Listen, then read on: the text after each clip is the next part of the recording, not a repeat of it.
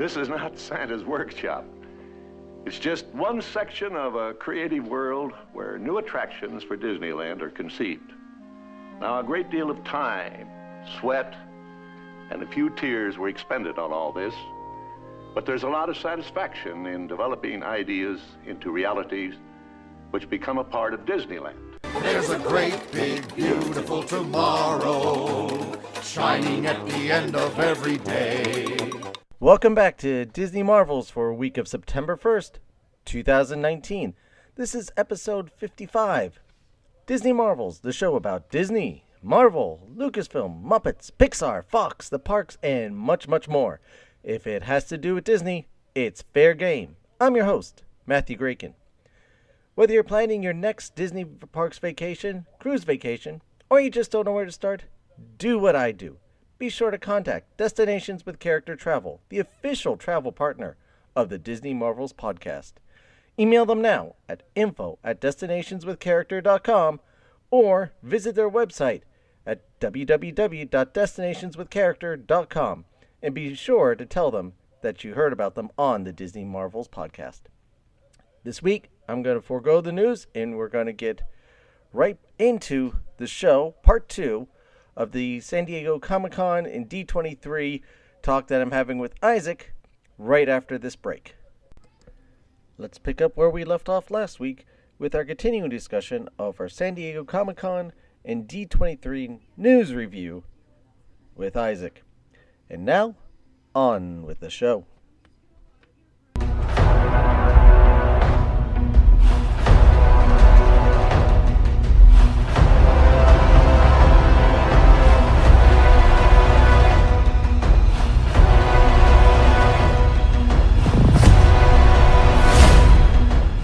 Concerned regarding... No, it is not. It is not, because there is more. Yep. Because at D23, they announced not only one, not two, three more Marvel series in production. Yep. Very early stages. Yep. That you're getting Moon Knight, She-Hulk, and New Jersey's own Miss Marvel. Yes. Ms. Marvel series. Ms. Marvel is the one that I think is furthest in production. It has a showrunner. Yep. Okay. And no casting, to the best of my knowledge, other than a showrunner and some script ideas already in progress. Everything else, I think, is in the earlier stages of production. This is stuff that we were probably not going to be seeing for another 2 to 3 years. Yeah, probably not. So Ms. Marvel, like I said, she is kind of like a Mr. Fantastic type of Captain Marvel. She has a lot of the powers, but she's mostly bendy and does. She has the ability to manipulate her body and shapeshift. And basically, her character is Kamala Khan. Like you said, Jersey Day. I'm excited because she is a New Jersey character. We got a New Jersey. Yep. And most importantly is the fact that she is a Muslim Pakistani girl that lives in Jersey City, that basically got exposed to the mist that turns people into humans that have that inhuman gene to create. And that's from Agents of S.H.I.E.L.D. Yep. It went from Agents of S.H.I.E.L.D. And that is how she becomes basically Miss Marvel, the ability to shapeshift and turn into these different things. But I think what's really interesting about this series is the fact that she is a Muslim Pakistani. She's going to be the first Muslim Pakistani superhero in the MCU, and maybe just Muslim superhero in general from any walks of life to be interested. So I think we're going to get that conflict of what it means to be Muslim and as a superhero in this world, and to see that duality, which I'm very, very interested in seeing. And also another thing I want to add into, this could probably be maybe our first introduction into mutants, because you have to remember the only reason why they used Inhumans is because they did not have. They didn't control the word mutant. Yeah, they couldn't use the word that they didn't have the X-Men license, that was Fox. Now that they have that back, they can now maybe in this version she could be a mutant now instead of an inhuman, because they really didn't do a lot with Inhuman, even though they made a television show. I think they just kind of want to axe off and not have anything to deal with that. So Let's move on for that term. We didn't do so well in the ratings. yeah, Yeah, because you have the character Quake in the Shield, in the Agents of Shield, which that's going to be finishing up its run with in the next season. yep, It's abbreviated season, and it will be the end of the Agents of Shield show. Now that they're focusing on all this other stuff, Agents of Shield just never working itself into the MCU as much as I think they initially hoped. yep. And just they let that run on its own, basically little tangents. So I know of the Miss Marvel character a little bit from the comic books, a little bit from some of the games, and also from the Secret Wars series that they were running on Disney XD. I really hope they play more into her family dynamic. Yes. Which I'm very excited. Yeah, because they do touch on it on in the animated series. Okay. But not. I don't think enough. I think they this could really, something I've always said about Marvel is that the superhero aspect of a lot of the characters is secondary to the character themselves. Yep. And things like this, especially since it's not a movie, you don't have to tell a story in 2 hours and 30 minutes, 2 hours, 10 minutes, whatever it is. You have 20, well, in this case, probably 12 episodes, 6 to 12 episodes to tell a fuller story. Like they did with, you got the Daredevil movie, then you have the Daredevil Netflix series. You were able to tell so much more story about the character Matt Murdock, and develop him into the Daredevil than just having it. Okay, oh, yep, blind lawyer, had an accident when he's younger, now goes around in a rubber suit and beats up bad guys. You got more of a sense of who the character was, who Matt Murdock was, trying to live as the Daredevil, and I think you have a fantastic point to have, this young Muslim lady trying to balance out her life as she knew it, to the life that she now has once she gets her powers. And I think that would make for a fantastic series, and I hope that's what they're thinking too. Yeah, I agree. I totally agree on that. Yeah, and to add on to that, like you said, basically these are going to be like 1 hour movies. You're basically getting 6 to 8 1 hour movies.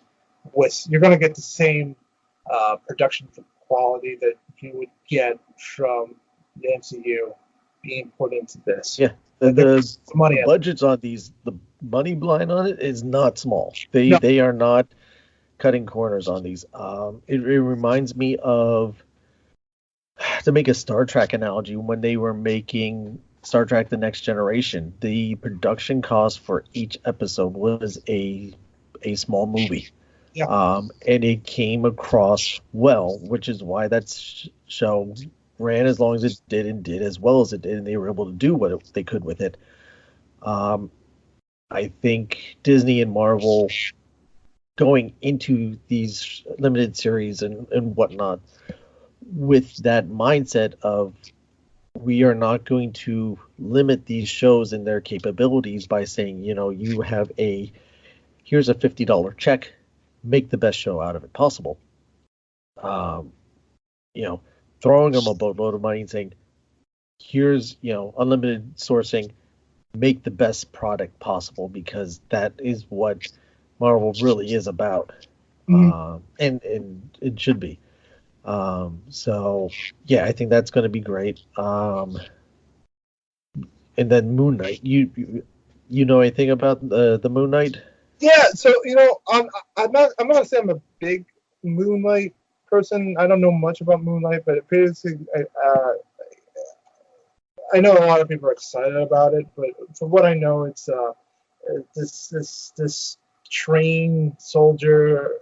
I may be wrong, and people are going to correct us, but apparently this trained soldier goes, I think gets killed or wounded, but then gets summoned by the power by this moon god that gives him the power to be a crime fighting superhero.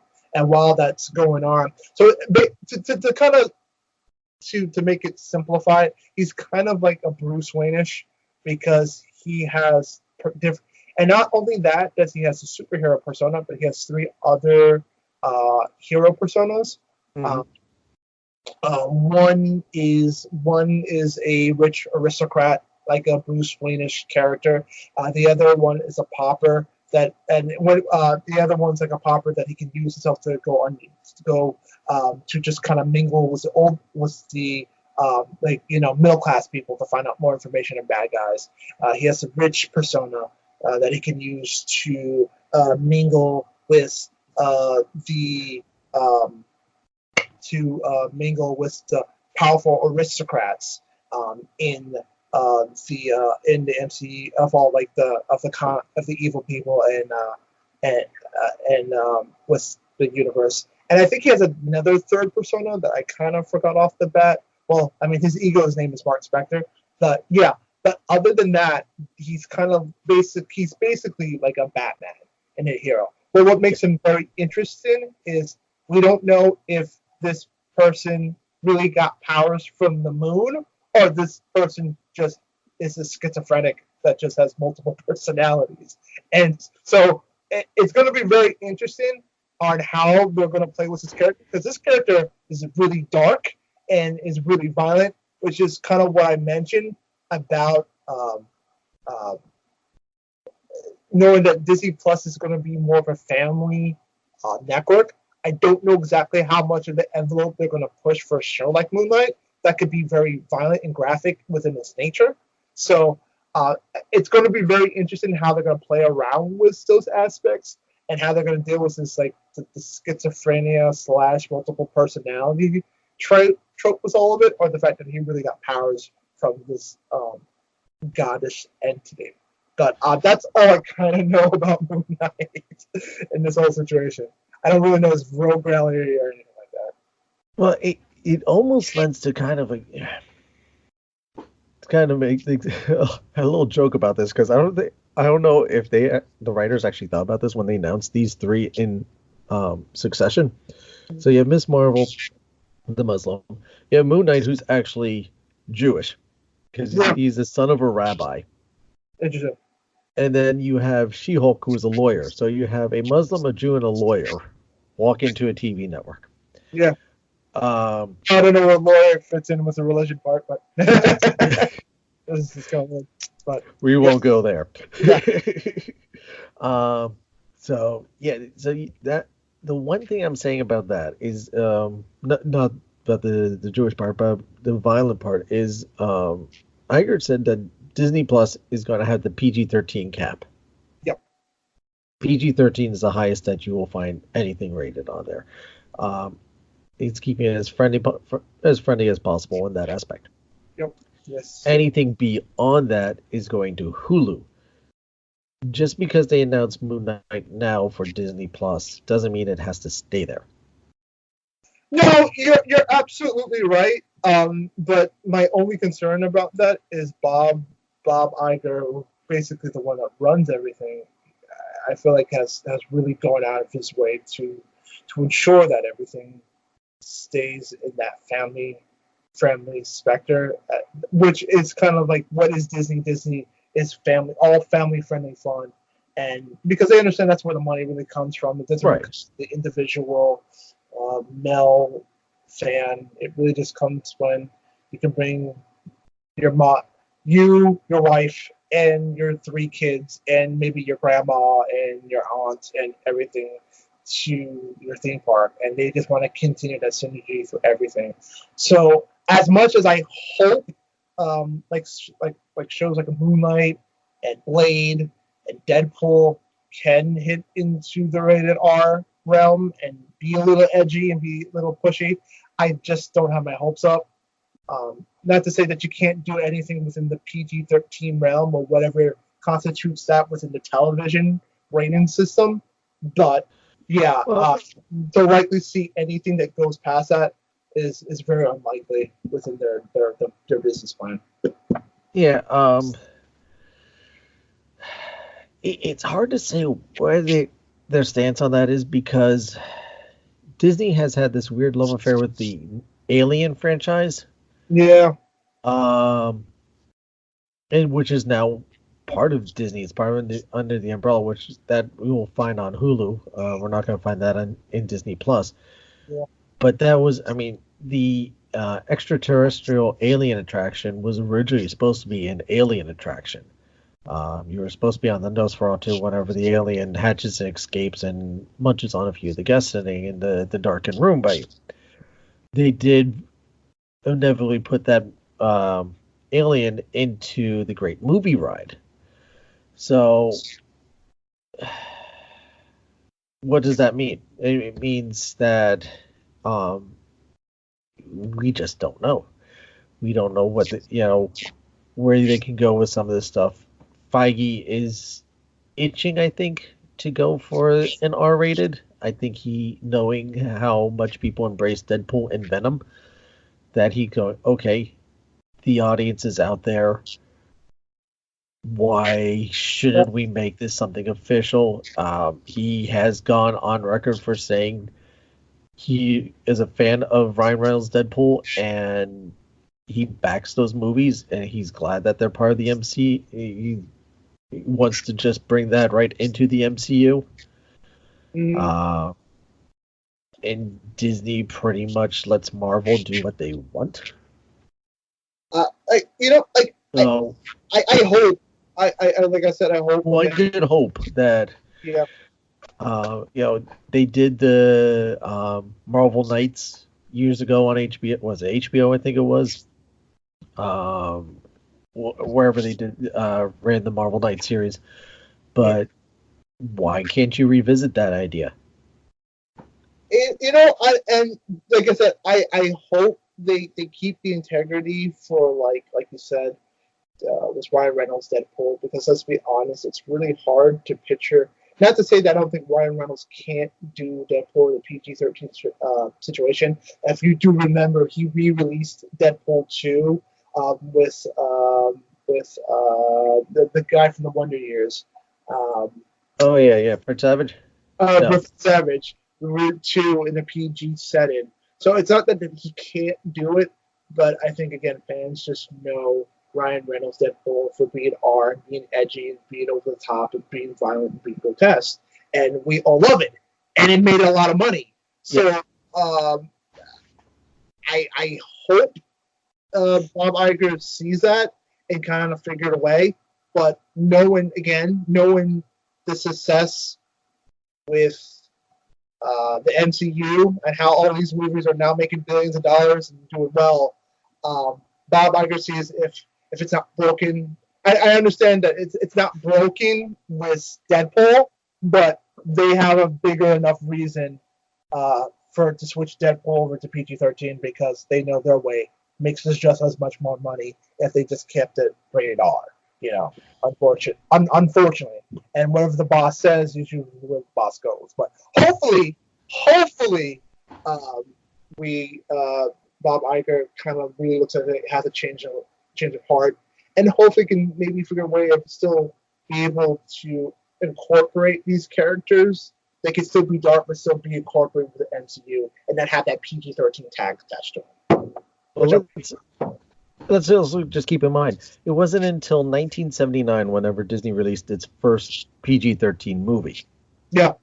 The Black Hole, which bombed, and they stayed away from it again until the 80s, where they invented, well, Disney can't put out PG, anything above a G, so let's put out Touchstone and Miramax. So they came up with those lines, and now have embraced them with Curse of the Black Pearl and all those other movies. First animated PG-13 movie was the Black Cauldron, which that was in '85, and again, kind of didn't do as well. Let's tear it back. Kept on going with the G's until if you haven't, most people don't realize a lot of the stuff that Disney Animation's putting out now is PG. Yeah. Yep. They've kind of bumped up the line, and it's still family friendly. It's still relevant to kids, but they can just push the envelope a little bit further. Well, PG, you can do some things, but it's basically like rated R, but without the blood and gore. Like you have to be a little bit more artistic, and when people are getting heads cut off, like you can't show the actual decapitation with blood and guts coming, but you can kind of show the rolling down the stairs. Yeah, you can kind of show the representation of it. Like you know it happened, but you don't really see it happen. Like you don't get point A, B, C. You just get A to C, and that's kind of it, with no guts or blood whatsoever. You know, so that's just the difference. And you can only say one first word. So things evolve and things move forward. That's kind of what I'm saying. And the other thing we have to keep in mind also, this is online streaming. It's not necessarily bound by the same rules as television. That is very, very true. However, once again, this is a family-friendly streaming. It's a family-friendly environment. You have to understand that, like, Moon Knight is also sharing the same house with Lizzie McGuire. So the grown-up Lizzie McGuire. Yeah. Which that will be coming to Disney Plus as well. And Jeff Goldblum's according to World by Jeff Goldblum. So you get so Moon Knight is in the same house with High School Musical, the musical. Yeah, they released the first trailer for that, which I had no idea where that show was going, and the concept seems I can't explain definitely not in one word. I can't even explain it in a few words of how this concept works, that they're going back to the high school that the movies were shot in, which is somewhere in, I think, New Mexico. Yeah.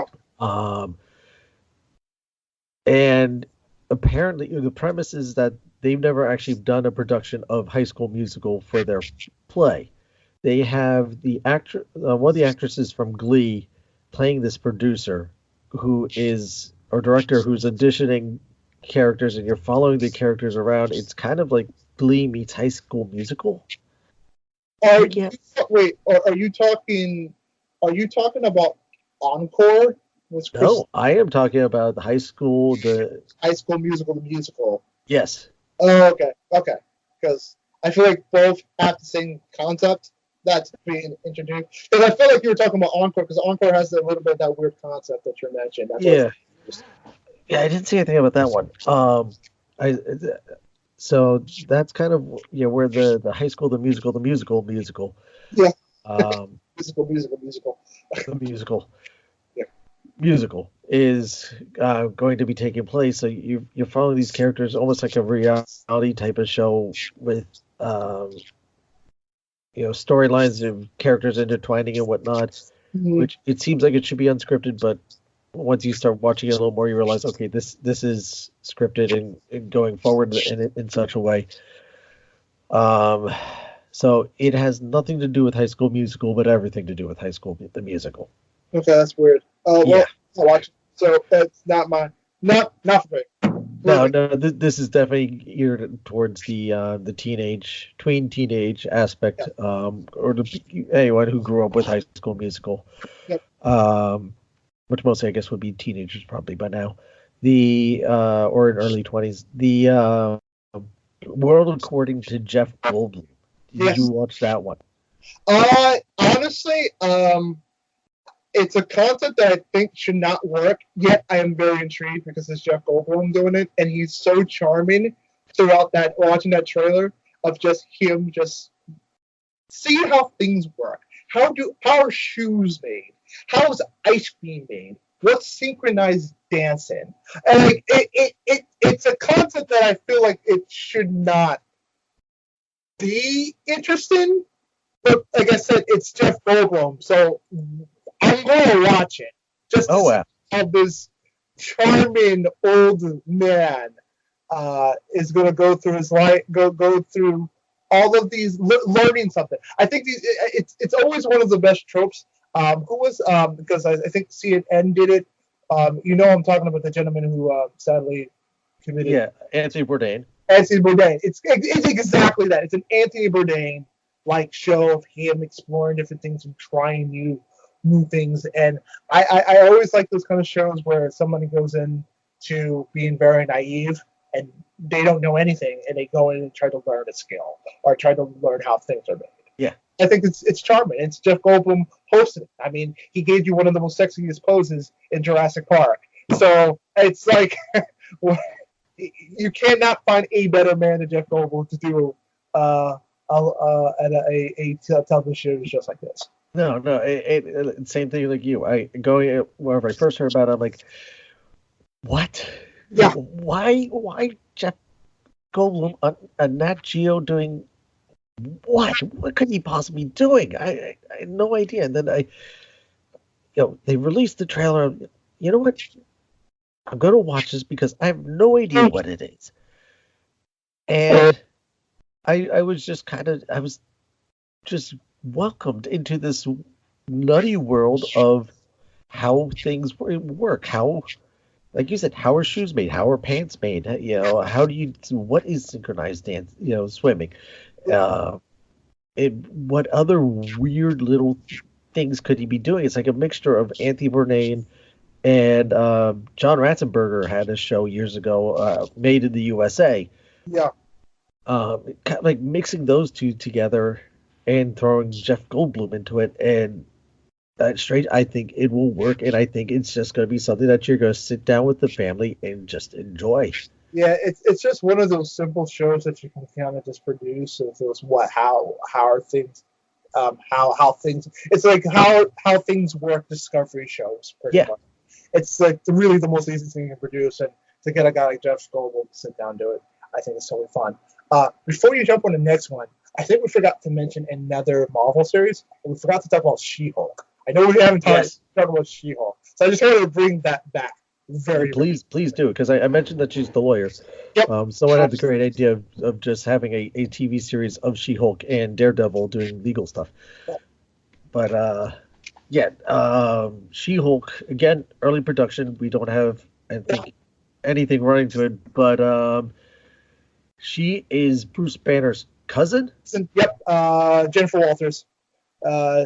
Jennifer Walters, she plays a lawyer who's Bruce Banner's cousin. Basically, the whole story is that Bruce Banner Walters basically gets a blood infusion. I guess she ends up getting sick in an accident and gets a blood infusion from Bruce Banner, which, as you know, Bruce Banner's blood is contaminated with gamma, and from that she becomes green, basically gets all of the Incredible Hulk's powers, but not the craziness part of her. So I don't really know exactly what type of show. It may be the first paralegal / superhero show, which would probably make sense. I mean, with everything they've touched upon, it would be interesting to kind of do like a Boston legal superhero show. Oh, that would be fantastic. Yeah, with Jennifer Walters, being the main lead. But like I said, maybe they could bring Shatner into it. That would be even better. Or Jason Spader. Was it Jason Spader? James Spader. James Spader, who played Ultron. So I mean, Ultron, yep. Back. So yeah, maybe Ultron comes back.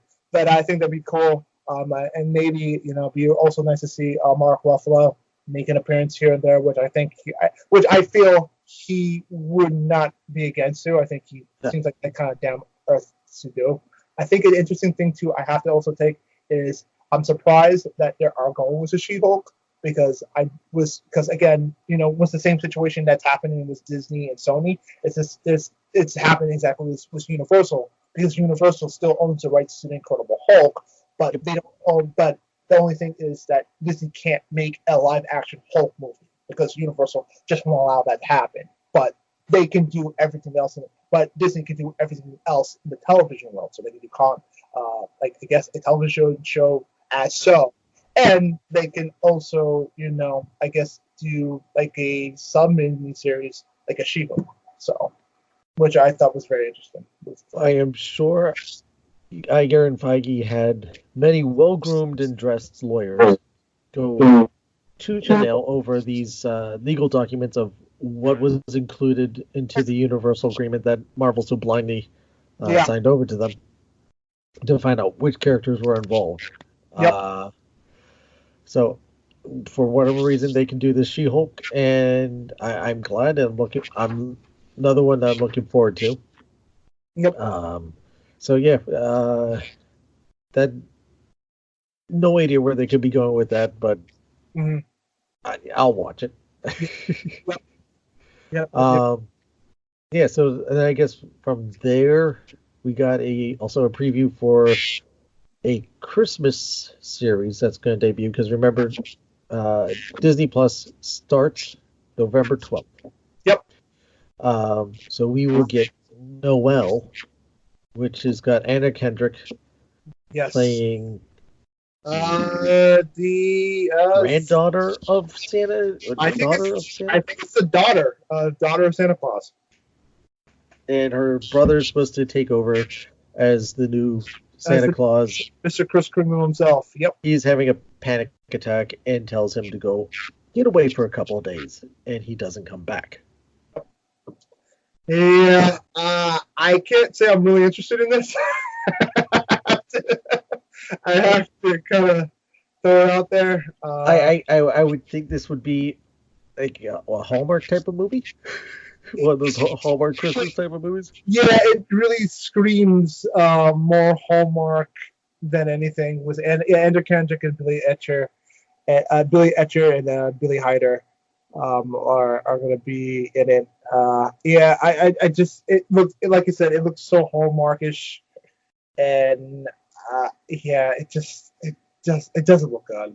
I'm going to go out on a limb here, Isaac, and say I don't think we are what the marketing department had in mind for that movie. You're absolutely right. You're right. You're absolutely right. This is for the. I would like to believe this is more for the stay-home mothers. For the ladies. For the for the soap opera-ish. Something. It's also a holiday movie, so it's just going to be that fluffy, fun type of. So many of the holiday movies have become. It's just going to be like a fluffy, fun type of something. Yep. To kind of go back to the next level before I get to the big one, which was Lady and the Tramp. Yes. That seems to be interesting. Visually looks great. Yeah. It's basically throwing one of their live and I quotate that live. It's more live. It's such a broad term nowadays. In this, it's a broad term. It's hybrid CG animation. It's hybrid, but they call it live action. But no, it's kind of interesting because you expect to see something like this. You're basically getting a live action movie being a launch-in for a streaming service. Yeah. And dogs look so incredibly adorable, which are so cute. I heard, I think it's at least for the Tramp character dog. They were real dogs that they did use in this. Was actually a rescue dog. Yes, he was. Yep. He was a part of a kill shelter in New Mexico before he got saved by a dog organization that was going to hold him until somebody picked him up. So that alone makes for a great story to it. Again, it's the movie with more. Yep. They show you some additional scenes that were not in the original animated movie. Yep. And it seems cute. It seems fun. I think it will play well. I think in general people will take to it. Uh, so that I mean, you know the story, and the bits and pieces that they showed you again looked fantastic. It looks like, well, how come you're not putting this on the big screen?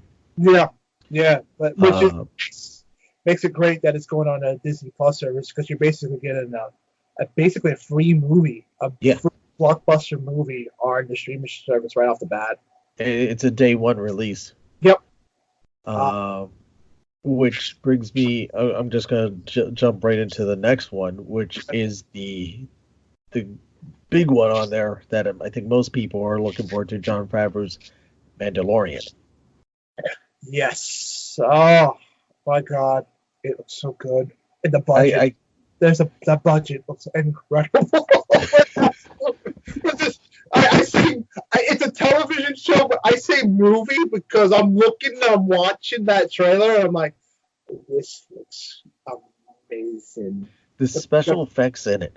This is what I'm saying. Like, even like the Marvel stuff, which we have not seen anything of, but if you hold it to the Mandalorian's type of production, it looks so good. Oh, yeah. I was ecstatic to see IG-88 because that's a character that really didn't get enough in the movies, and I read about him in the books, and I took to his character.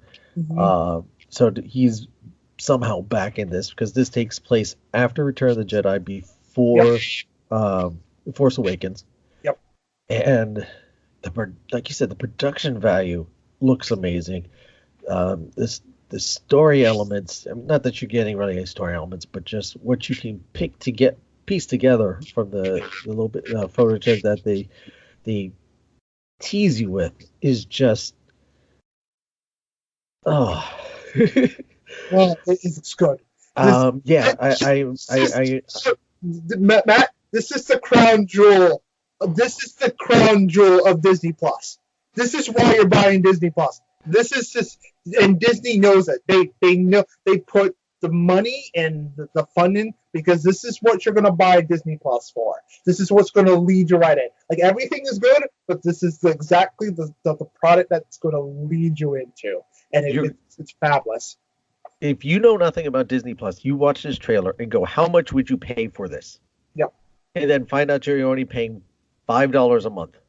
$5 a month, and like $23 a month along with Hulu and ESPN if you go that route, which is still a great deal. That's an amazing deal. $13 to get ESPN, Hulu, and ESPN Plus, Hulu, and Disney Plus. Yeah. And they announced today, the day that we're recording this, the 26th, that if you have a D23 membership, that if you sign up by, September 2nd, that you will get $23 off a year for the first 3 years, 33% off the annual price for the first 3 years of a Disney Plus subscription. Really? Wow. I honestly, I was gonna wait to pick up my Disney Plus account and I was maybe gonna invest in because I do like ESPN and Hulu for other stuff, but now I might have to now rush because that sucks. Wow, because I really want to take advantage of the great deal. But, I've been wanting to. I've been eyeballing ESPN Plus, and now I've been kind of I was holding out for the bundle package that they announced earlier in the year that they were going to be doing. Yep. So I was going to hold out on that till the November. So this is limited time only, till from August 26th to September 2nd, 2019. If you have a D23 membership, go to My Account, View Account, and then Redeem Now to sign up for a D23 exclusive.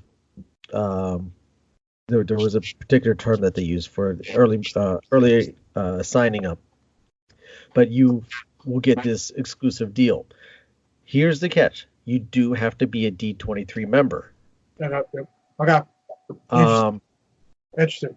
Which, as much as I'm a Disney person, I must admit, I didn't have a D23 membership until a few hours ago.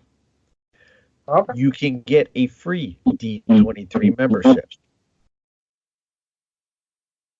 There's the gold package and there is the standard package, the general package. The gold or gold family costs you $100 to $180. Yeah. The Mhm. general is free. Wow. It still makes you eligible for Disney Plus discount. Nice. Very nice. It says it will take about 36 hours for your free membership to give you the link to this. So that's something you want to do. If you don't have a Disney Plus membership, do it now. So that way you can get, while you're listening to this podcast, go on your computer, d23.com, sign up for your free membership. Wait, it'll take 3 days, and then hook yourself up for the Disney Plus discount. Very true. Yep. I am not getting paid. I am not being paid by Disney for this. We're not sponsored. This is just a fantastic deal. Yeah. And gets you in because, I mean, like I said, you see that Mandalorian trailer and realize that you're only paying $5, and then you realize you could pay less than that Yeah. and get something like the Mandalorian, The World According to Jeff Goldblum, Lady and the Tramp, all this stuff from Marvel, every single episode of The Simpsons, and countless other things. Mhm. Why not? Yeah, I'll do it. Yeah, but the Mandalorian, it's just amazing, and just like the casting on this is great. Like Pedro Pascal's playing the Mandalorian. Gina Carano was playing the bounty hunter, which, from what I heard, was super giddy. Like those type of fans that are really just happy to be there. Yeah. Just totally amazing. You got Carl Weathers that's going to be in there, which is amazine. Taika Waititi, director of Thor, is playing one of the androids from what I'm hearing. You have Nick Cotel, Giancarlo Esposito is one of the dudes in there. Oh, I love him. Oh, dude, it's totally cool. Totally. And it's Jon Favreau. Yeah. Happy Hogan. Yeah. Guy gave you the first 2 Iron Man movies, the live-action Jungle Book, the live-action Lion King. Directing it. Yeah, he's totally the one directing it. But one character that I really am excited about is Werner Herzog. He has played these only because he's such a crazy SOB as an actor. Because if you remember in the trailer, where I think the guy goes that bounty hunter is such a dangerous profession, because he just has that gravitas in his voice, that very evil, malicious voice. And I just like him because he's just a crazy actor. Because from the stories there was one crazy story that I've heard about him as an actor. I think it was a small film, to go short, like the main actor of the film was just being a real prick throughout the tour. And Herzog is like one of like the co-actors for the film. He's not the main actor. And there was a situation where the actor, I think, was going to step away and walk away from the film. So like Herzog goes up to the actor and says, like, you can't not leave this film because it's this movie, whatever movie you're doing, is way more important than you or me as actors. And the actor was getting very upset, wouldn't do it. So he basically says, well, you're not going to leave this film because what I'm going to do, and to also add on to the story, the props were really real guns, because there was one scene where the actor actually like shot a production tent, which hurt one of the producer's hands doing the filming. But that being said, Parmesan basically says, if you are going to leave this film, I will shoot you, and then I will shoot myself. After he said that, the actor had no problems with directors and production throughout the rest of the time of the filming. That's how crazy Herzog is an actor, and I so love the fact that he's in the show for stuff like that. But anywho, from that little story, yeah, this is just an amazing cast. Really being popped up for the Mandalorian. Like I'm excited.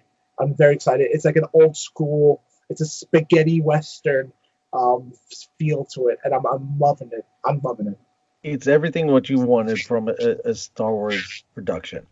Yeah, and it's everything that were not expecting from a Star Wars, because this is like Star Wars that has a little bit more of an edge, a little Yes. bit more of an edge to it. Like the Star Wars films are like cool, but they're kind of like it's kind of like we're talking, they're like the PG. Like they all kind of hover in that PG-13. Like you said, how you talk about they'll show people being cut, but they won't show the blood or the gore. This might get a little dark within the Star Wars universe. Like Just in the trailer alone, you get the guy at the door getting cut in half. Yes. Oh my God. So like, I think we need to take a moment, though, in case if people don't know who the Mandalorians are. It is, if you know the character Boba Fett. Boba Fett is a Mandalorian. Yep. And so is, what's her name? Sabine from Rebels. Yep. They're the Mandalorians. It's not, they're not, it's kind of a race. It's kind of like, you have the Force, then you have the Mandalorians. The 501st has a large group of people who dress up as Mandalorians, and it is quite intimidating to see these people march through areas. The kind of the bull, the cow skull with the horns. That's their symbol. They are kind of this not ruthless, but aren't they like you said, there are like I'm not too. I know Star Wars, but don't really know Star Wars. And they're like a special group. They're like a special group of bounty hunters. Am I right? Or they're kind of in that same room. They have special talents in the same way as Jedi's do, which makes them great. Like they make some great trackers in the gap. Yes. Okay. Yeah, it's kind of not so much a religion, but a lifestyle. Okay. I must admit, I don't know if they're from like the same planet, the same region. Kind of like, the Wookiees are all from the Wookiee planet. But they, there is a group, and they are the Mandalorians, and so going forth, so that they, if you watch this trailer, go, wait a second, that's Boba Fett. Well, there's a reason. That's the type of armor that they wear, that represents them. Boba Fett being, or Jango Fett being one of, a Mandalorian, and then heads moving forward. So yeah, they're. I think this focus was on one particular gentleman, and Jess looks right. Yes. They just the feel, the look, the angles, the way things are shot, the sounds, the little bit of dialogue that you get just fills in and just goes in the direction that just says, this is alone worth my subscription. Oh yeah. I totally agree 100%. Totally agree 100%. Yes. So we could sit down and talk about the Mandalorian, but again, D23 has a lot to say. Moving on to something else they really didn't talk on, but they teased about, and I heard rumors of it coming, and I'm happy to say that they officially said that it was coming out. Is the Muppets Now series? It's going to be a short series, whatever, short subject, whatever that's supposed to mean. I don't know if it's like half-hour show versus a full movie. I think I heard that they were going to do like half-hour shows, which I think I think it makes sense for the Muppets. I'm just kind of happy that they're bringing back the Muppets in some form of way, because that's still a really good IP that Disney has had. But over the years, it's kind of had a lot of missteps. I mean, they tried to relaunch the Muppets back 3 years ago, and really didn't take. They tried to go the Office route, which really didn't work for the Muppets. So no, I think what they're trying to do here is a little more back to the original variety show, back to almost not even just the variety show, but the videos that they were doing online, which always hit, and kind of going in that route. Josh Glad is actually helming this up, from my understanding. And so it's going to be a little more of that quirkiness, that kind of, band of misfits, the group that doesn't fit into a category. Again, bringing in special guest stars and stuff again, and hopefully getting back to the roots of what the Muppets are supposed to be, than trying to make them fit into a category of The Office or something along that line. Yeah, that's what I sat down and heard for that series. So they mentioned Muppets briefly. I think they mentioned another show called Diary of a Female President. The actress that played in Jane the Virgin. I think she's going to be cast alongside that. I don't think they talked about too much detail about that. And there was another series too. I know I mentioned Encore. There was a Kristen Bell. Mm-hmm. A bunch of people reliving their High School Musical days. That just kind of looked weird. And there's another thing called Rising Star. I didn't get a lot more information about. Yeah, I didn't get Rising Star. Encore is Kristen Bell going back to people who have graduated who are much older, like myself. Going back to their high school. Yeah. And redoing a production of the old High School Musical play, which just sounds so weird. And not the High School Musical show. They're going to be doing Fiddler. They're going to do popular in 20 years ago. Grease. They're going to do whatever they did in that. So creepy. It's just again not. These are probably going to be the same people that are watching High School Musical, the musical. So it's not for us. I can tell you that. If Kristen Bell wants me to put in my Lieutenant Brannigan costume again and reprise my role in Guys and Dolls, I will do it for them. I mean, granted, I think the pants will need to be let out quite a bit. But I can do it. I can do it. There you go. Maybe they put it in. Who knows? Yes. So there was a number of other shows that were mentioned. But I do want to move on from Disney Plus. The Disney Plus was the initial night. It was Friday, and then they kind of went on from there. They got. But before you move on, you're forgetting one important thing that happened after the Mandalorian showed. Tell us. Okay. You know about all the rumors about Aaron McGregor coming back as playing Obi-Wan. Oh, yes. Forget that. So I think one of the chairmen for Star Wars comes out and said that we have one more special announcement. And they bring back Ewan McGregor, who played Obi-Wan. He goes to remember because from the hysteria that was happening, that the fact that he's coming back for an Obi-Wan television series. And I think there was a great moment where he goes up to the chair, one of the heads of who's handling handling Star Wars, and he goes to her and says, "Can you please tell me if I'm coming back to play Obi-Wan in the Star Wars universe?" And then she goes back and says, "Are you coming back to play Obi-Wan?" And then looks back at the crowd and says, "Yes." And then everybody just blows up in huge excitement and euphoria. So yes, now it's confirmed that we're getting an Obi-Wan television series, hopefully next year in Disney Plus. Yes, because that was something, frankly, he was pushing for a long time. Yeah. To try and get this done, because I don't think he was really pushing for it, but I think from what I'm hearing is when they showed him the script and how they wanted to handle it is when he really got excited to come back and play that character. It was McGregor who was championing this, who was going to saying to Lucasfilm, there is so much more story. This was after the Tales of Rogue One. There's so much more, stories, because you know the beginning of Obi-Wan, you know the end of Obi-Wan. You don't have that middle time. How did he end up between Episode 3 and from New Hope? Yeah, how did he end up on Tatooine? How did become that hermit? Yep. No. Just kind of all of that stuff.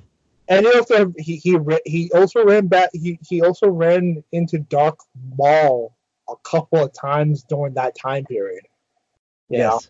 he's dealt with Mark Small a couple of times. So it's going to be very, very fascinating what he has done throughout that whole time period, all the way up to becoming an older man into a new Hulk, and finding Luke Skywalker through his change. So yeah, I'm very excited to see where that all ends up during his travels in this time. It's going to be fun. It's going to be fun when they launch it out. So we go into that. We go into then some of the movies that Disney will be putting out.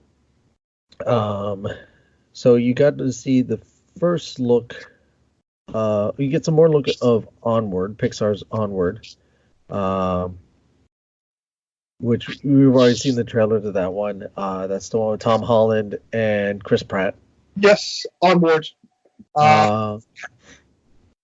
So that should be fun. We found out we saw a little bit more into the Pixar's Soul, which I think comes out middle of next year. I think summer of next year. Yes, which Jamie Foxx is playing I believe a high school teacher that wants to break out into being a really good soul a jazz musician, and then I think he gets into an accident where he loses his soul. And something. Yeah, because it's very meta. Plays into the spiritual metamorphosis with Pixar, which somewhere like Inside Out was. Yeah, something like that. And to be honest, like I am kind of looking forward to series like this. When Pixar is doing like new series like this, and yep. I know like for a while they went on their sequel trip, which are still great movies. But I think when Pixar are its best when they're exploring different quirky avenues and making it fun and interesting. Yes. Yeah. So yeah, Jamie Foxx is playing in this along with Tina Fey, who's also playing like the part of Soul, and Facilla Richard is also playing like the mother. And so yeah, I'm looking forward to Soul. Like it's got a great lineup. Yeah. And Jamie Foxx, particularly just letting his voice go into a free realm. Yep. That's going to be awesome. Mm-hmm. They hinted at a movie coming out November 25th, 2020, Raya and the Last Dragon. Yes. They only showed one form of clip of concept art. And yeah, I think it's about like all the dragons that disappeared. I kind of got the sense that it felt like what's DreamWorks How to Train Your Pet Dragon. I kind of got that vibe from it. All I know is Awkwafina's playing the dragon. If anybody doesn't know who Awkwafina is from, she's from Crazy Rich Asians.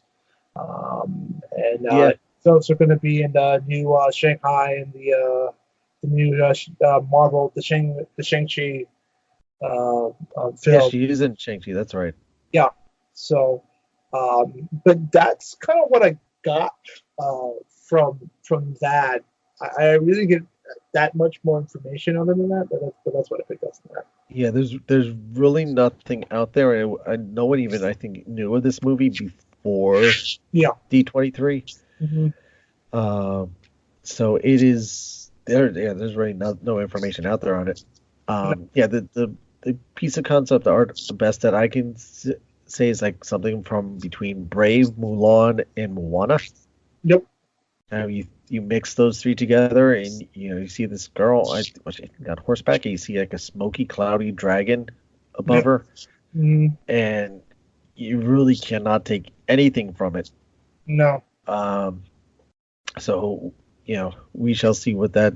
We'll find out pretty quickly about what that is all about. Yep.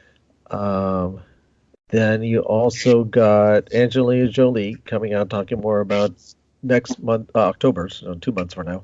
Yep. Maleficent, Mistress of Evil. Yep. Then you also got Emma Stone's first look of her leather-bound clad Cruella. Yeah. I was really surprised that they went with Emma Stone to be Cruella de Vil. That's a really interesting choice. Well, you got the Emmas in it. So you got Emma Stone as Cruella, and then you have Emma Thompson as a Baroness. Interesting. Joe Fry and Paul Walker Husser playing Jasper and Horace, respectively. So we should just see what that's. I mean, it's Cruella holding Dalmatians on dog leashes. Yep. So I have no idea what this could be about. Is this going to be like a different take on the villain, like they're kind of doing with Elizabeth? But instead of I think so. A drama, this might be more of a comedy angle that Emma Stone might be playing. I couldn't guess. I mean, they really haven't. May 28th of 2021, so we got a long time till we see this movie. Yeah, it's very interesting. It's a very interesting take for Emma Stone, but yeah, we're gonna sit down and look into that. Yeah. See, I'm trying to think of any other. They mentioned, we bounced back and forth. They did mention Jungle Cruise, Disney's Jungle Cruise was a rock, and they showed a few seconds of that. I haven't been able to see anything of that one. Yeah, of that and Emily Blunt. So it's Dwayne Johnson and Emily Blunt. Dwayne Johnson's skipper, and Emily Blunt is like the doctor. So it's kind of like a Love Stone / Indiana Jones adventure of two people that are clearly from opposite directions of life, but clearly during this adventure they're gonna fall in love. Yeah, it's something to that aspect. It's based on the theme park attraction, the Jungle Cruise. Yep. It's gonna be some zany wackiness. I mean, originally the idea was to have Tim Allen and I can't believe I forgot his name. Tom Hanks as the skipper and the professor role, but reversing the roles where Tim Allen's the straight man, Tom Hanks is the comedian. Interesting. So yeah, but obviously they didn't go with that. I'm glad they went with Dwayne Johnson. I always enjoy watching him in movies. Yeah. I just wrong with Dwayne. Yeah. No, I enjoy him. If anything, his work in Jumanji will prove his. I'm sure will back up his casting for this. So yeah, I'm looking forward to that because that just looks like a lot of fun. Yeah. Now, is this Disney's third movie based on a fourth movie based on a theme park ride? Because I feel like they've done this. They did Tomorrowland. Tomorrowland loosely based, on a whole based on the park. Everybody knows Pirates of the Caribbean and Haunted Mansion with Eddie Murphy. Haunted Mansion with Eddie Murphy, yes, which DeToro is supposed to work on a new treatment for that. Interesting. And for whatever reason, that just can't come to light. Yes, this would be the fifth. Really? Fifth? Which one? Country Bear Jamboree. Oh! With Haley Joel Osment. I can't believe most people forgot about that gem. That came out early 2000s. Oh, oh yeah. Yeah, it was that was even before Eddie Murphy's Haunted Mansion. That one wasn't so bad. Yeah, interesting. It can't be. They could have gone a lot better with that, but it can't be. Country Bear, just the idea was there. It just, Pirates is where they really took off. All right. And Jungle Cruise they're trying to be the next Pirates, basically. That's what they're hoping from it. Yeah. We shall see. We'll see. Because Pirates initially was a one-off movie.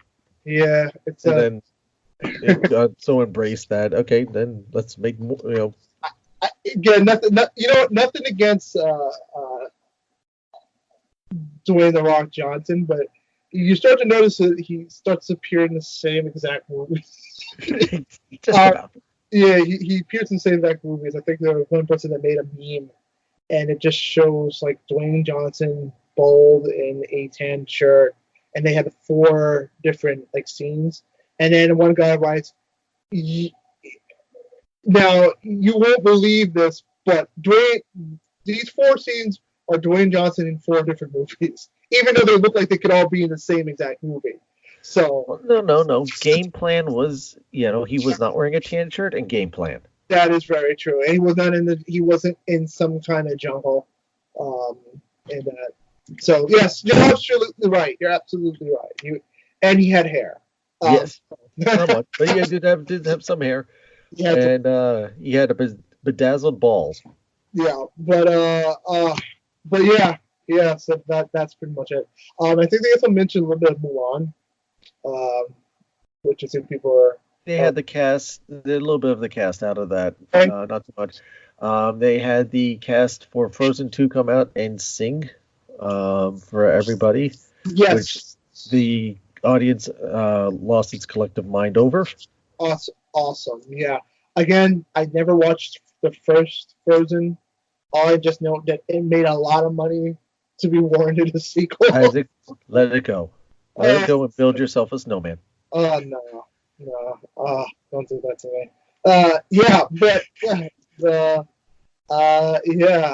And Let It Go has been the ultimate women's national anthem. That was bigger than Single Ladies. But yeah. Hey, or it could be Raining Men. Yeah.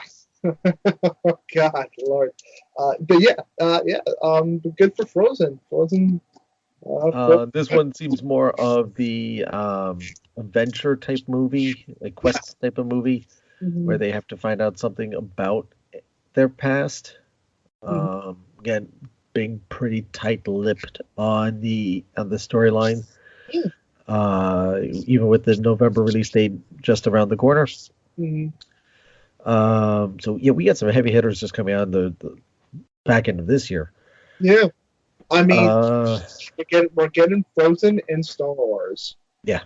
Which possibly could bring Disney's $1 billion movie club total to 7 films. Yeah, out of the top 10 grossing movies of this year, they have 6, and of those 6, all have crossed the line. It was 5. Endgame, yes. Aladdin, Captain Marvel, Spider-Man, which is co-produced, but it's still was under the Disney banner. And then yes, like I said, Lion King, so it'll be 5. Toy Story 4. Okay, 6. Yes, 6. Okay, so they could all said and done could have 8 films in the $1 billion category when it's all said and done in 2019. Yeah, that's insane. How are they going to follow this up for next year? It's terribly insane. And that's the thing. Like, I'm sorry to jump on it. Is that people take Disney for granted? Like, now that these guys are hitting the $1 billion mark just like that, like now people are taking this for granted. Yeah. It's not easy to get your film into the $1 billion mark. It is not. And the fact that he's done that was now, it was 6, was potentially 8 in 1 year. Maybe they, if Maleficent could figure a way to get to that'd be 9. It would be hitting a ridiculous feat. Yeah, hit to any studio. And I just want to say now, the naysayers for next year, just give it up. It's the chances of that ever happening again is very slim. The fact that he did it once is remarkable. Yeah. So please do not go into next year thinking every movie that they put out they're going to drop $1 billion on. So that's it for I think that covers most of the movies. Yes. Then they went into the theme parks where I was honestly expecting some more. We got nice little tidbits for the parks all around the world. First off, they started off they named the next cruise ship, which is going to be the Disney Wish, and it's going to have a Rapunzel type of theme. If you're not familiar with the Disney Cruise Line ships, on the bow and the stern there is characters on them, and each ship has its own little set of characters. Donald and Huey, Dewey, and Louie are on one of them. Mickey, Goofy are on another one, and so forth and so on. This one will have Rapunzel and her cast of characters on the external of the ships. Ship? Hmm? Is it like a cruise ship? What's that? Yeah, the Disney Wish is going to be their newest cruise ship. Okay, that's what I heard. Okay. Yeah, sorry. Yeah, it's the newest ship for the Disney Cruise Line. It'll be their fifth ship with at least one, if not two more, on order. They do have a quick little promotional video displaying the name, but the key thing in the video is that you do get a sense of what the ship looks outside, and this, I believe, will be their biggest ship to date. They're not going for the biggest ship on the seas. They're just going for something bigger for them, just adding to the fleet. Big ship within the Disney Cruise Line. Correct.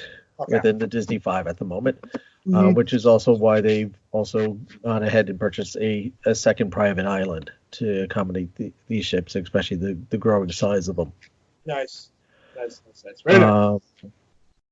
They've talked about Epcot and its changes. Before D23, they mentioned that Epcot's going to be getting a Moana treatment in a section. Yeah. So basically, it's going to be guests can interact with "quote unquote" living water. Okay.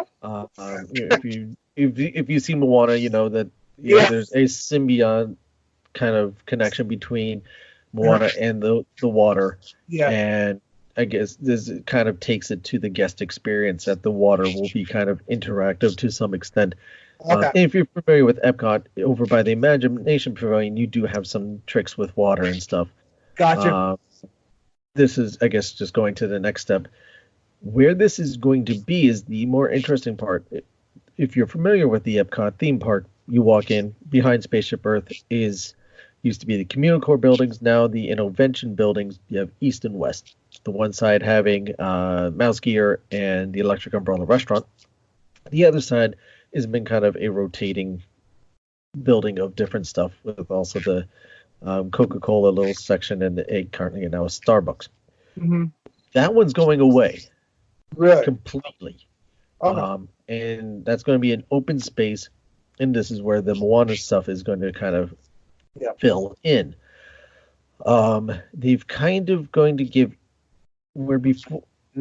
currently you have two sections to Epcot. You have Future World and World Showcase. Mm-hmm. Keeping with the world theme, you're going to have in front now, Future World is going to be broken into three sections. World of Discovery, which is going to be the test track, Guardians of the Galaxy, Mission Space, and whatever the Wonderful Life Pavilion will be at this point. On the other side, where you have the Living Seas, the Land, and Imagination Pavilion, is the World of Nature, which, again, that's going to encompass some of the Moana stuff. The center section is Celebration, the World of Celebration. Don't ask me. I don't know. That's what they're calling them. And then the back is still being World Showcase. Gotcha. So you're going to have the four segments to that, everyone with the world in front of it. They did mention that the new restaurant that's going to be connected to Mission Space has a name. It's going to be called Space 220, which, because you're 220 feet above the Earth, 220 miles above the Earth, which is going to be the perspective that you have. That's the gimmick of it, that you have the perspective of being that high above the Earth, and this is where you're dining. Really? Yes. So how's that going to wait? Are we going to be like truly suspended? Nope. They have invested in artificial gravity for this one. Damn it! I think it would be great if it would transfer you way above the Earth's atmosphere, so you can dine. I am hoping because they have so much money to be able to pull that off. I am hoping that they will charge you $15 for frozen ice cream. for the astronaut ice cream that you buy for $5 at the museum. $15, man. That I don't know. They haven't touched on the menu. The menu in Disney. They have not touched on the menu there, but they did announce that will be coming. So a lot of these changes are coming to Epcot within the next several years. Plus you have the Epcot Forever show, and then you have another show coming on top of that that will be coming to, which is, yeah, I'm trying to think here. It's got some sort of funky name to it. Trying to look it up here, but yeah. So you got all of that going on at Epcot. Oh, you're also getting Harmonious. That's it. Harmonious. HARMONIO capital U capital S. Which will debut as the largest nighttime spectacular ever created for a Disney park. Cool. Which that's what's going to follow up the limited run of Epcot Forever as they rework the lake and everything there. You're also getting a Mary Poppins attraction. The first Mary Poppins attraction. It will appear in the UK Pavilion, which was, believe it or not, something that was supposed to be in the initial UK Pavilion at the get-go. And that was something that got pushed to the wayside, but it being Disney, nothing's ever dead. Next year, you also do get Remy's Ratatouille Adventure in France, plus a few extra restaurants. Okay. Ooh. You remember you're supposed to get Zootopia at the Shanghai Disney Resort. That I know. Yes. You're getting the Zootopia Land in Shanghai Disney. You're getting Canada Far and Wide, a new Circle Vision 3D film for the Canada Pavilion. The Wonders of China, another new Circle Vision 3D 360 film for the Chinese China Pavilion. Okay. You are also getting a new pavilion, which this thing I haven't figured it out. It's in the descriptions. A new pavilion will be the perfect place for live events and home base for Epcot's signature festivals. It will provide a stunning elevated view of the entire park, an ideal spot to witness Epcot's nighttime spectacular. This beautiful 3-level structure will have one of the most remarkable architectural designs of any Disney park, featured a plaza level, a mid-expo level, and a park that sits on the sky top level. Looks like something out of the Jetsons that they're showing here. I'm not exactly sure. I think this is going also over towards where the Imagination Pavilion is. Okay. Don't quote me on that, but I believe that could be where that is going. Kind of opposite of the Odyssey restaurant. Okay. So yeah, a lot of changes coming to Epcot in the near future. Of course, you also got Guardians of the Galaxy, Cosmic Rewind, which is going to be massive. The Space 220 restaurant, which comes this year. The Play Pavilion, which is going to be which is the new Wonders of Life Pavilion. And in the Odyssey restaurant, starting October 1st, they will have a thing called Walt Disney Imagineering Presents the Epcot Experience, which shows a lot of this stuff that they're going to be doing. It's kind of like a preview center of this and a lot of the other stuff that is happening throughout the park, throughout Walt Disney World. Will be previewed in Epcot. Things like the Tron coaster, which they released a little more concept art for, because that would be coming. That's coming 2021 as well. When I saw it, that thing looked massive. I cannot wait to get on that. There was a preview of the Light Cycle, which seemed a little different than the one in Shanghai. Obviously, to fit American-sized people versus Chinese-sized people. You have in Paris and in Disneyland Paris and in Disneyland proper. You have the Avenger Academy, Yep. which is going to be, because they can't use Marvel, the Marvel sections of the park, where you're getting a Spider-Man ride, a Doctor Strange attraction of some sort, a Ant-Man microbrewery, I think an Ant-Man and the Wasp attraction. In Disneyland, it's around the Guardians of the Galaxy Mission Breakout. I don't know if they putting, because I don't think Disneyland Paris has a Tower of Terror. I must apologize. I'm not sure. I didn't know that Disney had a Disneyland Paris. Yeah. This to me. There's two parks in China. Two parks in China. One in Japan, And two in the United States, one in Europe. Disneyland Paris. It's only been there since the 80s. Okay.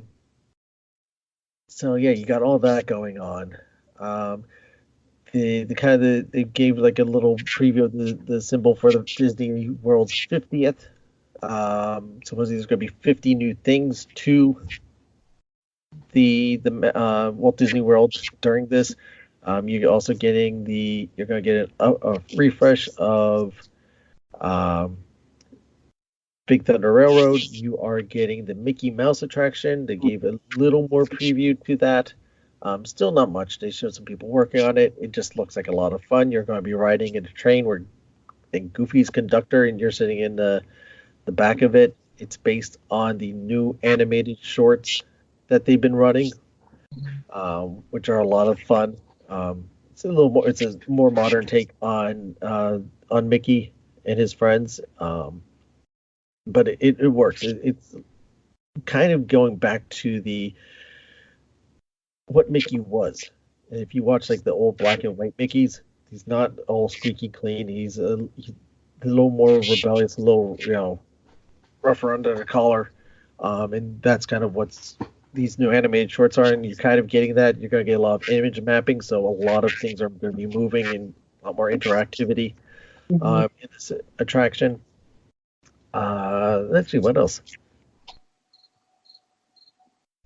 At the top of my head, I think that covers most of the park. Yeah, okay, the park stuff. Yeah. Yeah, there's a lot going on. Yeah. Like I said, I was kind of expecting more, but Yeah.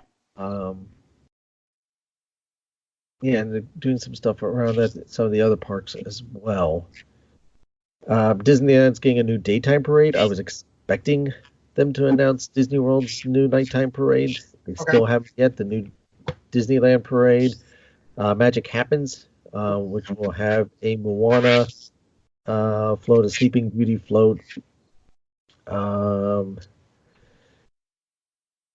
else here? A Coco float. As the Sleeping Beauty, yeah, you get a couple of new floats on it. Daytime parade.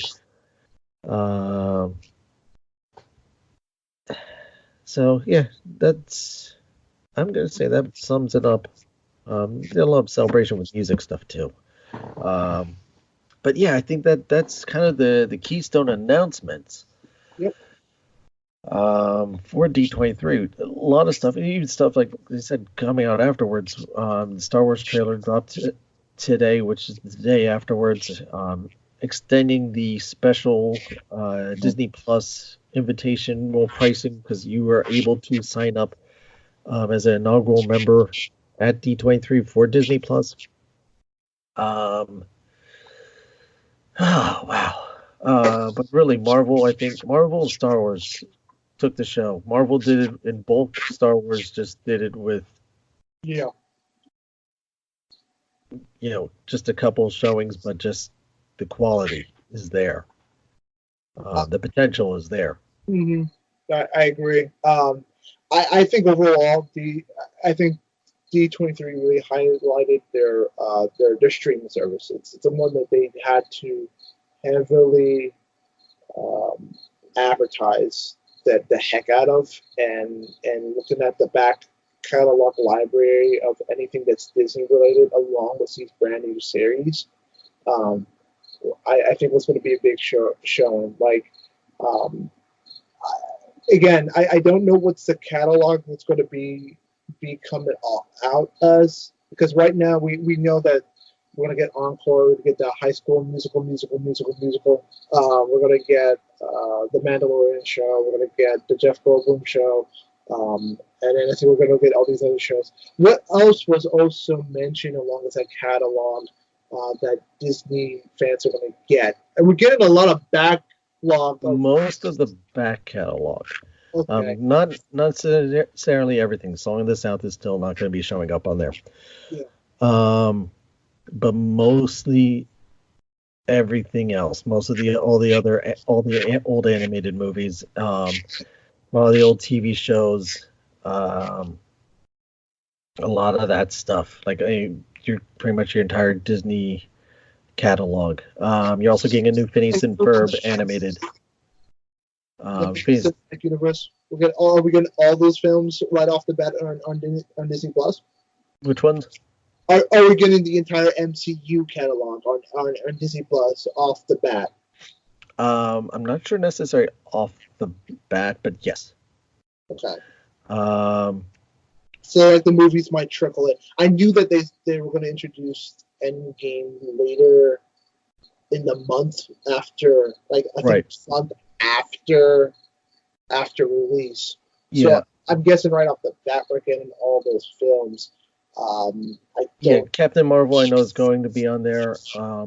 Including, do you think the 2 Spider-Man films will be on there, or that's a good question. You know what? I'm going to say probably, because I'm sure in the wording in the language of the contract, they knew of Disney Plus at this point, so I'm sure they worked that in. They hopefully they weren't naive enough to leave that out. Yeah. So we'll get that back catalog. We'll get the MCU stuff. We will get, like I said, The Simpsons. We'll get a lot of the Fox stuff. Basically all that Fox catalog. And Family Guy. Now, like Family Guys and stuff, I don't know where they're going to drop that. Are they going to drop that on Disney Plus, or are they keeping that to Hulu? I'm going to think they're going to keep that to Hulu. Which makes sense. Because of the audience split. Yeah. But they've been focusing more on The Simpsons. Yeah. Than they have for these other animated stuff like Family Guy, American Dad, and whatnot.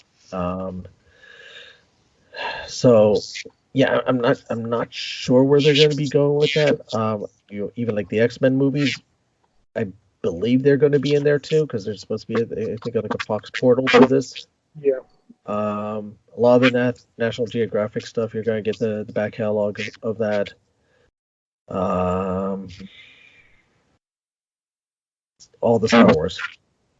All the Star Wars.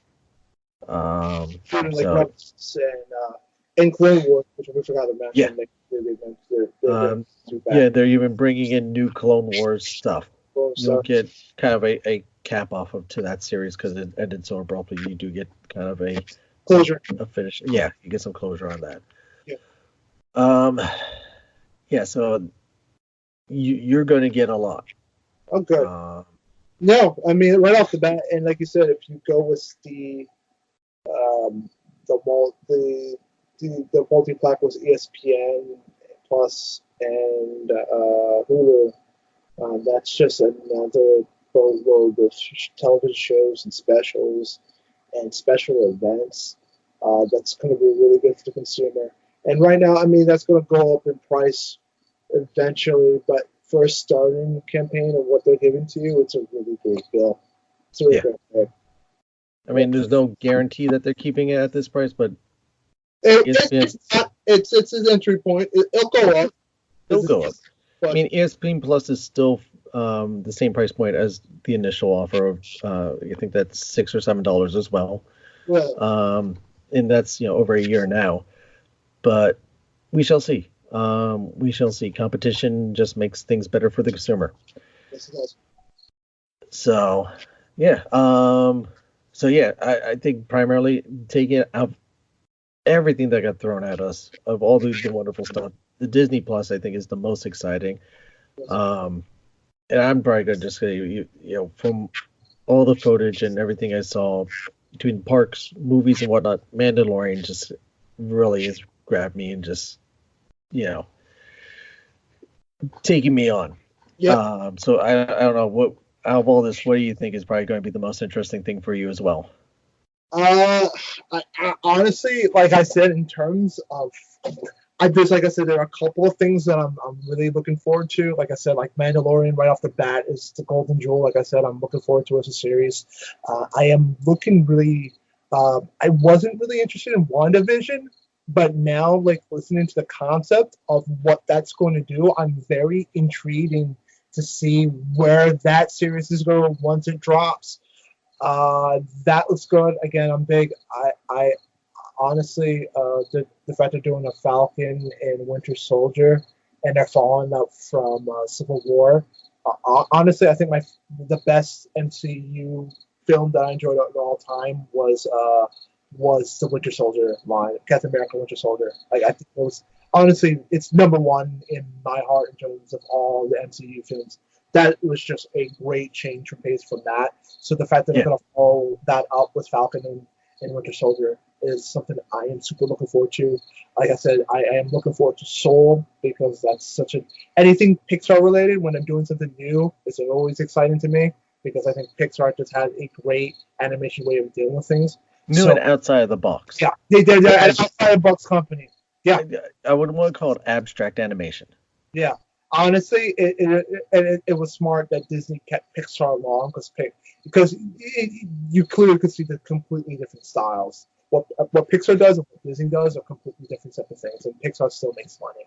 So, so anything that Pixar does that's really out of the box, I'm always looking forward to it. And I mean that's kind of really it. At the end, it's that television show. I'm looking forward to what Miss Marvel brings and how good that is and what they do with Moon Knight. And yeah, man, and I'm psyched for episode 9, Star Wars episode 9. Yeah.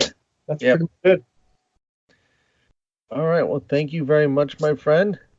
All right. It's been great having you on again. It's always a pleasure, man. It's a pleasure to rant and talk. Yes. We can do it for a long time, for 3 hours, but I made this so much to cover, dude.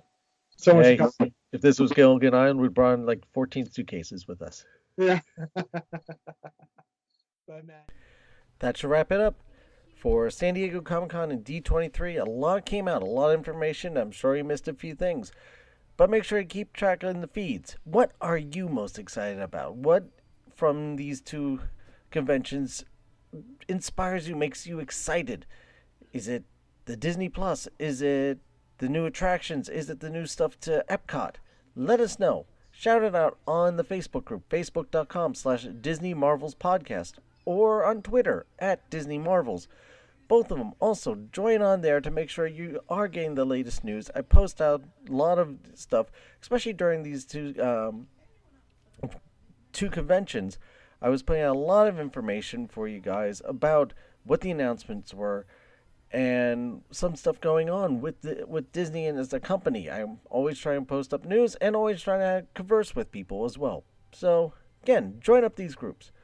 And also, you can email the show. Any suggestions, any news, any advice, or just any thoughts, you can email the show to Disney at disneymarvels@gmail.com.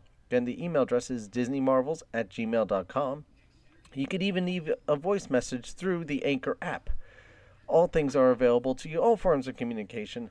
Please, we'd like to stay in top. I want to thank you for your time. I know how precious it is, how little time we all have these days. And knowing that you've spent some of this time means a lot to me. It really means a lot. And if I could only ask for one additional favor, is to go on iTunes and rate and review the show. It really helps people find the show and find out about the show. And I really appreciate it. I do go on there and check what you guys are leaving. And it's nice to see. Or just also even tell people about the show. Any Disney people you know. The more people in the Disney family, the better it is. So I appreciate it. Again, I appreciate your time. Don't forget to subscribe to the show if you haven't already. This way you always know when a new episode is posted and when they're going to come out. Also, consider becoming a premium subscriber. Head over to anchor.fm/Disney Marvels/support. Again, that's anchor.fm/Disney Marvels/support to become a premium subscriber to the show. Because remember, this show is brought to you by listeners like you. It helps keep the lights on. If you're planning your next Disney vacation, make sure you contact our friends at Destinations with Character Travel Agency. They are the Disney earmarked agency specializing in cruise, resorts, and all sorts of vacations. Not sure where you want to go? Where you want to start? Start with Destinations with Character Travel. They will help you out. With over 50 years of experience in the travel worldwide, they can get you wherever you want to go, even if you don't know where you want to go.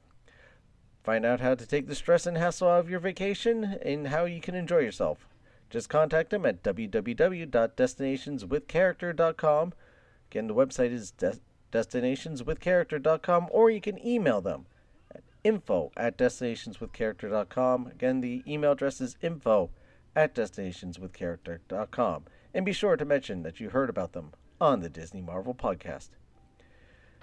Whatever you're facing out there, no matter how difficult, how impossible things may seem right now, don't give up.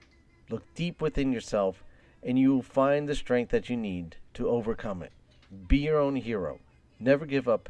Never give in. And things will get better. I promise. May not be today. May not be tomorrow. May not be next week. But one day at a time, things will improve before you know it. And I'd like to end this show with a quote from the man himself, Walt Disney. Disneyland is like a piece of clay. If there's something I don't like, I'm not stuck with it. I can reshape it and revamp it. Again, that's from Walt Disney. Thank you again for listening, and I'll see you next time.